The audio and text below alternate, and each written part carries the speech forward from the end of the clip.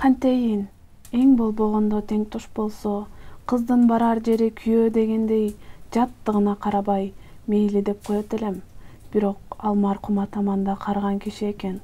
Ага канткенде барам. Кантип аны өмүрлүк жолдош кылам. Андан канткенде кутулам.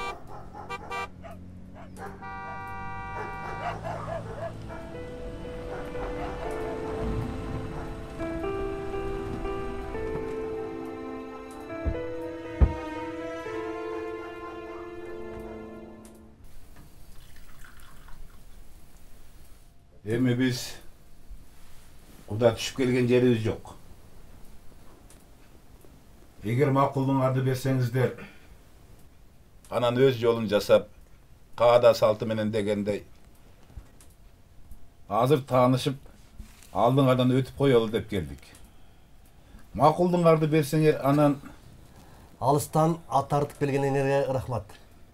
Бирок кызыбыздын айлык кабыргасыга телек. 16-га жаңы толду. 10 күнүнүн бири ачыла элек потом. Кызыбыздын келечегин ойлойлу да. Азыр күйөөнү ага ким коюптур? Ай, жарыктуу киши, ай. Кайсы келечек? Ага, силер кантип шарт түзүп бересиңер? Кызды сураган жерге бер дейт кыргызда.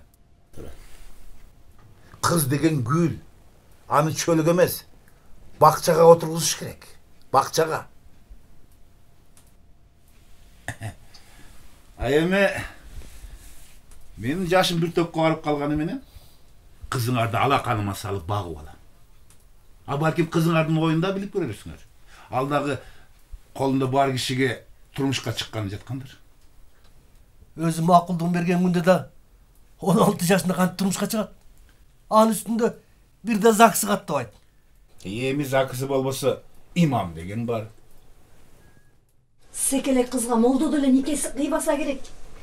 Анын үстүнөн аристен эмнени түшүнмөгөн. Азыр эми дароо эле бирдемени айта албайсың. Туура түшүнгүлө.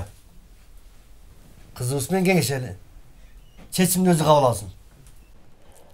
Эми жообуңарды көпкө созбогула. Биздин уулга көзү түшкөндөр жок эмес, четинен таап алабыз.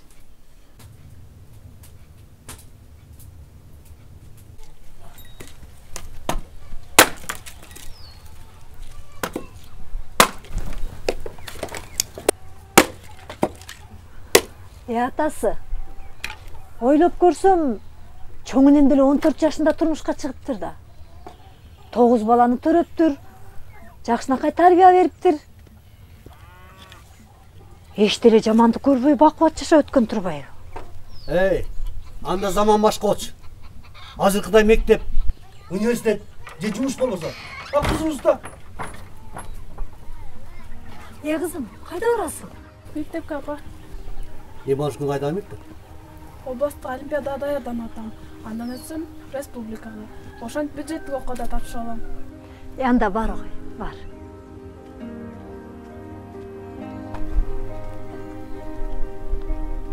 Көрдүңбү? Кызыбыз кандай эсте чоңоюп келе жатат. Кандай дейсиң? Айтып көрөлүбү? Сөз кылыштын кереги жок. Жашоосун өзү тандасын. Учур келгенде турмушка чыгабы, иштейби өзү билет. Аралашпайлы. Акыл токтогондо өзү таразалап туура чечим кабыл алар.